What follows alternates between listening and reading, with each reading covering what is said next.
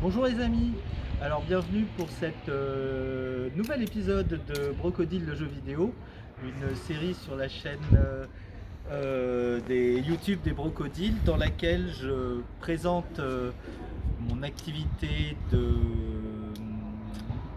de collecte et valorisation de déchets et matériel informatique au 24 rue de Stalingrad à Montreuil, quoi. Et je le fais en parlant d'un jeu vidéo auquel j'ai joué ou pas. Là aujourd'hui on va parler d'un jeu, alors d'un jeu vidéo auquel j'ai pas joué pour le moment encore. Et il s'agit de Cyberpunk 2077.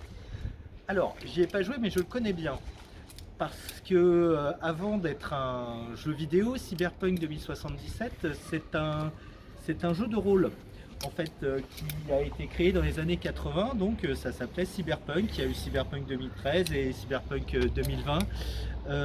Voilà, et donc c'est un univers fictionnel qui a été créé dans les années 80, quoi. L'un des créateurs, c'est Mike Pondsmith, qui a été aussi à la direction artistique du projet de Cyberpunk 2077, qui est très fidèle en fait au jeu de rôle qui était Cyberpunk. Cyberpunk, donc, c'est un jeu de rôle donc RPG aussi en jeu vidéo, dont l'action se déroule dans un futur maintenant qu'on va qualifier d'uchronique, c'est-à-dire où les événements qui bifurquent, une réalité qui bifurque par rapport à la nôtre dans les années 80. C'est-à-dire c'est un monde dans lequel le bloc soviétique ne s'effondre pas ou pas de la même façon et où les États-Unis sombrent dans un déclin et même une anarchie, tandis que voilà, le Moyen-Orient subit une guerre nucléaire qui raréfie les ressources. Bon, c'est un univers sombre. Cyberpunk, c'est un univers très sombre. Et donc, je jouais à ce jeu de société, donc ce jeu de rôle dans les années 90, en fait, voilà, quand j'étais au lycée, à la fac, on faisait des parties, donc sur plusieurs nuits souvent, dans lequel on incarnait donc un fixeur, un rocker boy, un solo, un mercenaire, des nomades, voilà, les personnages donc de cet univers de science-fiction futuriste, quoi. C'est-à-dire où on se projetait finalement dans les années 2020, 2025, hein.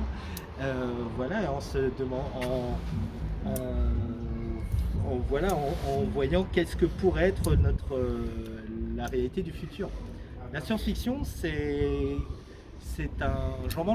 une littérature que je consomme au kilomètre. C'est quelque chose qui nous permet d'appréhender une réalité complexe. Et l'esthétique cyberpunk aussi, et les idées en fait cyberpunk, elles sont très présentes même à l'origine de mon projet. Donc comme vous le savez, donc je suis dans la collecte et le recyclage et la valorisation de déchets et matériel informatique.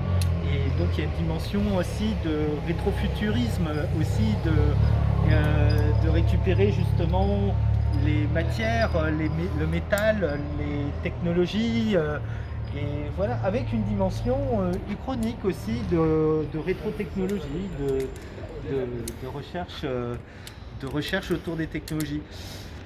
Je dirais aussi que l'univers du cyberpunk et notamment du jeu de rôle et d'une grande part de l'esthétique aussi, on incarne effectivement un héros, mais le héros de Cyberpunk, qu'il soit par exemple solo, nomade, fixeur, etc., c'est pas un dominant qui part sauver le monde. C'est souvent un personnage qui est en position d'être humilié et dominé et qui cherche à survivre. Et ça, c'est quelque chose qui est très qui fait partie un peu de ce que je vis en fait dans cette création d'entreprise. Une entreprise donc j'ai choisi le statut d'associé au bout de 2 ans, voilà, c'est la difficulté et voilà la lutte pour la survie. Moi, quand je cherchais plutôt, effectivement, je pensais que ça allait être un un peu plus cool. Bon, c'est pas si... voilà, c'est ça, c'est-à-dire que dans la lutte pour la survie, donc il y a aussi le fait que voilà, on est dans un environnement difficile. Ici, donc, on est au cœur d'une cité de la Seine-Saint-Denis, donc dans la grande mégapole de la région parisienne en 2025. On est dans un décor cyberpunk en fait, tel qu'on pouvait le concevoir en 95-96, il y a 30 ans quand je jouais à Cyberpunk, voilà, avec chez un broker quoi. Si vous voulez une esthétique auquel ça penser à des films comme Minority Report,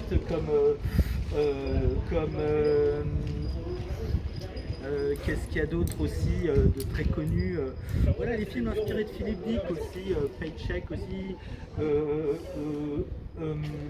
là j'en ai quelques autres aussi enfin voilà, des méthodes de survie. En tout cas, c'est de vendre aussi les matériels que je récupère et les jeux et les DVD aussi que je peux avoir. Là actuellement, j'en ai quelques-uns. Si vous voulez discuter du cyberpunk, effectivement, voilà, j'en connais un rayon, quoi. Voilà, que ce soit en termes de littérature aussi, il y a quelques livres, quelques DVD. Voilà là, quelque chose aussi qu'on a dans Cyberpunk et dans les personnages de Cyberpunk, c'est la question du darwinisme social, de la lutte pour des luttes sociales, effectivement, des rapports sociaux très âpres, un espèce d'anarcho-capitalisme qui est un régime extrême, finalement aussi, où seuls, entre guillemets, les plus forts survivent. Voilà, un système d'inégalité délirante. Voilà. Et aussi de fétichisme technologiste, de présence de la technologie dans tous les compartiments. Aussi, se modifie, c'est aussi le transhumanisme de le cyberpunk, c'est-à-dire qu'on s'implante des puces électroniques dans le cerveau, comme ce que proposait Elon Musk.